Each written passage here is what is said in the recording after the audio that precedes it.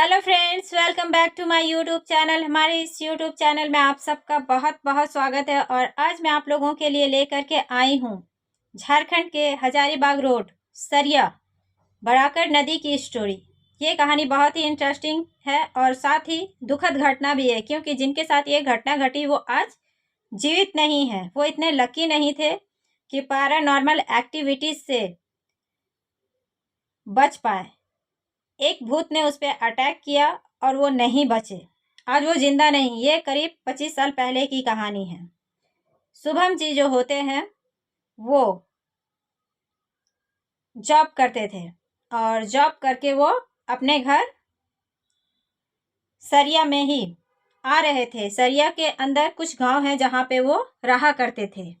उस गांव का नाम मैं नहीं बताऊंगी। तो उस गांव में वो रहते थे और उन्हें बड़ाकर नदी पार करके ही जाना होता था। तो वो रेगुलर उसी तरह जाया करते थे, क्योंकि पहले इतनी सारी गाड़ियां नहीं थी कि उन्हें कुछ सुविधाएं मिल सके। वो लगभग पैदल ही जाया करते थे सरिया उतरने के बाद। और पुल बना नहीं था, जिसकी वजह से वो पैदल बड़ाकर नदी को अक्सर पार किया करते थे। जब भी जाते थे, शाम हो, दिन हो, रात हो, जब भी वो वहां से जाते थे तो उन्हें नदी पार करनी ही पड़ती थी। और जस्ट वहां पे शमशान है जहाँ पे जलाया जाता है लोगों को। एक दिन होता है कि शुभम जी को उनके ही रिलेटिव में पार्टी थी और उन्हें इनवाइट किया जाता है।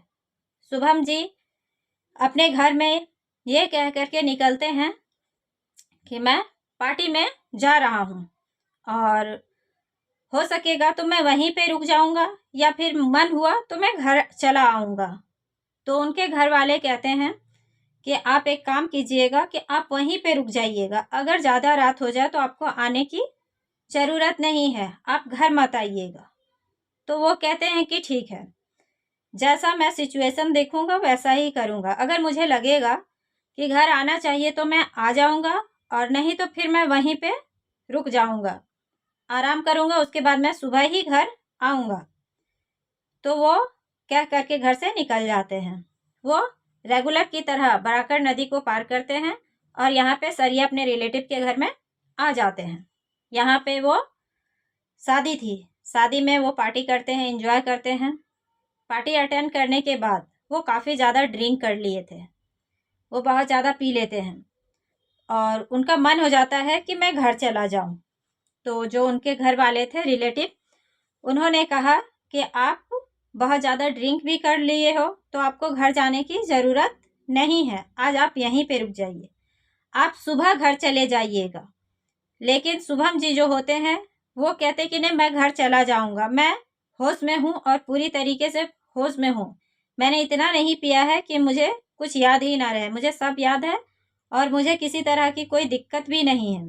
लेकिन उसके घर वाले ये सोच करके डर रहे थे कि रात भी हो चुकी है, इन्हें नदी भी पार करना है। लेकिन वो इस चीज़ को नहीं मानते हैं। वो कहते हैं कि नहीं, मैं आराम से चला जाऊंगा, तुम लोगों को ये सब सोचने की ज़रूरत नहीं है। मैं पर डे वहाँ से आता जाता हूँ, ये हमारा रेगुलर का रास्ता है। तो वो लोग उनके जिद के आगे झुक जाते हैं। वो कहते हैं कि ठीक है, जैसी आपकी इच्छा। तो कहते हैं कि किसी और को भी साथ में भेज दूँ। तो वो मना कर देते हैं, कहते हैं कि क्यों, तुम लोगों ने मुझे डरपोक समझ रखा है क्या, मैं किसी को साथ में नहीं लूँगा। तो उनके जो रिलेटिव होते हैं वो कहते हैं कि नहीं, आपके साथ मैं अपने बेटे को भेज रही हूँ। लेकिन वो इस चीज़ को इग्नोर कर देते हैं, मना कर देते हैं। कहते हैं शादी का घर है, किसी को जाने की ज़रूरत नहीं है, मैं चला जाऊँगा, तुम लोग इतना परेशान क्यों हो रहे हो। और वो नहीं मानते हैं, वो जिद पकड़ लेते हैं कि मैं अकेले ही चला जाऊँगा, मैं आता जाता हूँ, ये कोई नई बात नहीं है। तो वो लोग कहते हैं कि अच्छा ठीक है, आपको अगर किसी तरह की दिक्कत हो तो आप सीधा बैक आ जाइएगा, जाने की ज़रूरत नहीं। वो कहते ठीक है। और वो शिवम जी जो होते हैं वो जाने लगते हैं। वो जाते जाते बड़ाकर नदी के पास पहुंच जाते हैं। वहाँ पे ऑलरेडी एक चिता जल रही होती है, और जब वहाँ पे चिता जल रही थी तो वो थोड़ा दूर से वहाँ से उन्हें पार करना था नदी। नदी में पार करने से पहले वो सोचते हैं कि ज़्यादा गहरा तो नहीं होगा, पानी ज़्यादा तो नहीं है, रात में कुछ समझ नहीं आ रहा था उन्हें। तो ये सोच करके वो जैसे ही एक कदम पानी में डालते हैं कि उन्हें कोई आवाज़ देता है। कहता है शुभम रुको। वो रुक जाते हैं और जब पीछे पलट के देखते हैं तो वो देखते हैं कि उनका ही कोई रिलेटिव है, एजेड व्यक्ति थे। वो कहते हैं कि इधर से मत जाओ, यहाँ पे पानी बहुत ज़्यादा गहरा है। तो वो रुक जाते हैं, वो उधर से जाने लगते हैं कि तभी फिर से उन्हें कोई आवाज़ आती है और फिर से वो कहता है कि शुभम रुको, उधर पानी ज़्यादा है, उधर से मत जाओ। अब वो कंफ्यूज हो चुके थे कि एक व्यक्ति कह रहा है कि इधर से मत जाओ, एक व्यक्ति कह रहा है इधर से मत जाओ, और वो दोनों एक दूसरे को देख करके स्माइल कर रहे थे। वो स्माइल बहुत ही वियर्ड और बहुत ही डरावना था। ये शिवम जी देख करके कुछ समझ नहीं पाते हैं। वो कहते हैं कि बात क्या है, तुम लोग को भी जाना है क्या, तो चलो साथ में। वो दोनों कहते हैं कि नहीं, हम लोगों को नहीं जाना है, तुम जाओ। वो नदी में उतरने ही वाले होते कि फिर से एक उन्हें रोकता है, कह रहे मैं कह रहा हूं ना कि पानी वहां पे गहरा, तुम क्यों जा रहे हो। तो वो रुक जाते हैं। अब उन्हें कुछ समझ नहीं आ रहा था, वो कंफ्यूजन में थे, लेकिन फिर वो पानी में उतर जाते हैं। और पानी में उतर करके वो जैसे ही नदी से पार होते हैं कि उन्हें वही व्यक्ति जो अभी इस ओर खड़ा था वो नदी के उस ओर खड़ा मिलता है और वो हंस रहा होता है। कहता है मैंने तुम्हें मना किया था ना। तो शुभम जी होते हैं, वो कहते हैं कि हाँ, लेकिन पानी तो उतना नहीं था जितना आपने मुझे बताया, लेकिन आप इतनी जल्दी नदी कैसे पार कर गए, आप भी साथ में उतरे थे क्या नदी में। वो कहता है कि मुझे उतरने की ज़रूरत ही नहीं पड़ी, मैं बस आ गया इधर। तो वो पूछते हैं कि आ गया तो अब चलिए साथ में। तो वो चल लेता है साथ में, कहता है ठीक है कोई बात नहीं, चलो जब तुम कह रहे हो तो तुम्हारे साथ ही चलता हूँ। और वो उनके हाथ कंधे पे हाथ ऐसे रख देता है, और जैसे ही वो उसके कंधे पे हाथ रखता है शुभम जी के, वो अंदर से हिल जाते हैं, कांप जाते हैं, उनके सारे रोंगटे खड़े हो जाते हैं और उन्हें एक अजब सा डर फील होता है। उन्हें ऐसा लगता है कि कोई, मतलब जो होता है कभी किसी के साथ कुछ बुरा होता है तो अंदर से कोई इंसान कैसे डर जाता है, या फिर उसके अंदर के जो इंटरनल पावर होते हैं वो उन्हें संकेत देते हैं कि आपके साथ कुछ गलत होने वाला है। तो उनके साथ भी ऐसा ही होता है, वो बहुत ज़्यादा डर जाते हैं। तो वो उन्हें देखते हैं ऊपर से नीचे, लेकिन उन्हें वो एक नॉर्मल इंसान ही नज़र आता है। उन्हें कुछ समझ नहीं आ रहा था कि मैं इतना डर क्यों गया, और उनके जितने भी रोंगटे थे वो खड़े हो जाते हैं और वो दोनों साथ में चल देते हैं। और जब वो साथ में चल रहे थे तो साथ ही साथ उन्हें अजीब तरीके से किसी की रोने की आवाज़ सुनाई दे रही थी। तो शिवम जी के कान खड़े हो जाते। वो उनसे कहता है कि कोई रो रहा है। तो वो कहते हैं मुझे तो सुनाई नहीं दे रहा है। फिर वो थोड़ी दूर जाते हैं, ये आवाज़ उन्हें फिर सुनाई देती है, लेकिन इस बार शिवम जी एक्टिव थे। वो कहते कि नहीं, कुछ तो गड़बड़ है, कोई तो रो रहा है, मैं सुन रहा हूँ। तो वो जो साथ में जा रहे थे वो ऐसे करके उनके पीठ में ऐसे धक्का मारते हैं और वो कहते हैं कि बुड़बक, तुम्हें अभी तक समझ में नहीं आया कि तुम्हारे साथ मैं जा रहा हूँ, तुम्हारा काल, तुम्हारी मौत।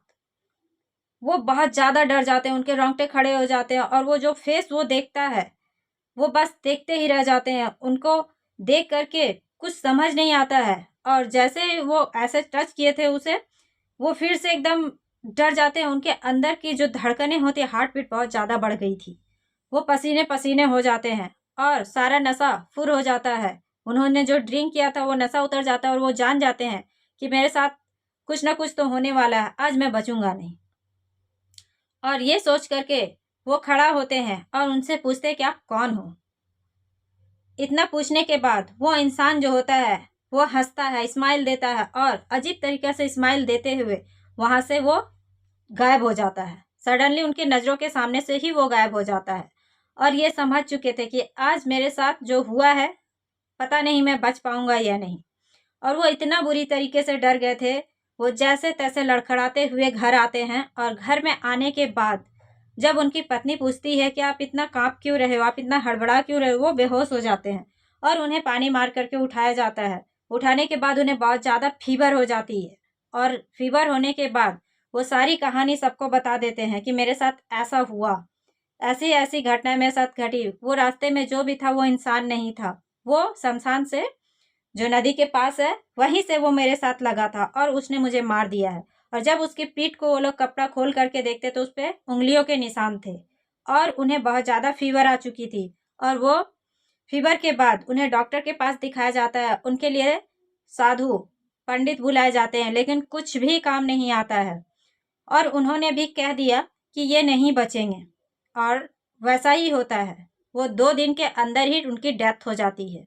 और ये डेथ होने के बाद उसके घर में शोक की लहर दौड़ जाती है और आज तक उनके घर वाले इस घटना को भूल नहीं पाए। और साथ ही साथ ये कहानी जो है वो कहानी नहीं है, ये रियल घटना है।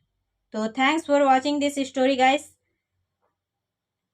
और आपको अगर ये कहानी अच्छी लगी हो तो प्लीज़ लाइक एंड सब्सक्राइब ज़रूर कीजिएगा और कमेंट्स करके बताइएगा कि आपको ये कहानी कैसी लगी।